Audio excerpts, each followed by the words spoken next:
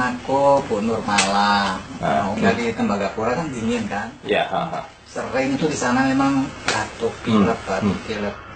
Terus mungkin dokternya itu pintas ya supaya sembuh cepat atau gimana. Ya banyak kita itu dikasih antibiotik di sana, antibiotik, obat batuk. Satu saat saya tuh nggak bisa bicara, suaranya tuh Hilang ya. 2013 atau 2014 ngamar di satu rumah sakit swasta di sini. Ngamar lemas, awalnya itu lemas, dan saya tuh lemas dan batuk. Terus diperiksa semua, dikasih beberapa banyak macam obat, itu nggak mengurangin batuknya. Ternyata ada sesaknya, karena di situ saya udah 3 kali opname, nggak ada, hilang batuknya, tapi nggak hilang sesaknya. Terus ke Singapura saya itu, ke Singapura diperiksa semua, paru diperiksa. Ternyata di paru saya itu ada kayak lubang halus itu, yang sebelah kiri itu ada 3.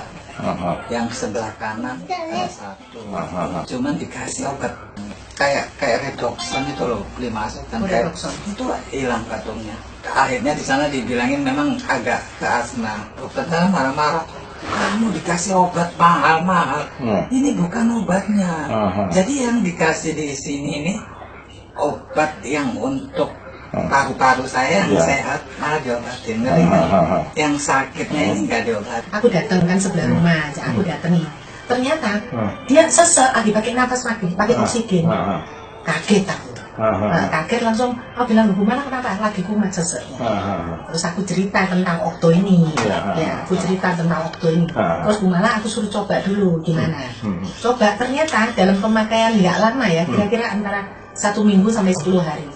Saya datang lagi ke sini. Ternyata sudah bebas dari sesek ini, nafas sesek ini. Terus kita pergi arisan. Pergi arisan. Orang-orang arisan yang komentar, Ibu PKK komentar sama lu, Bu Mala kok kelihatan seger ya? Nafasnya kok nggak apa sekarang? Nah, semua bilang gitu. Makanya saya semakin yakin dengan produk Okto ini.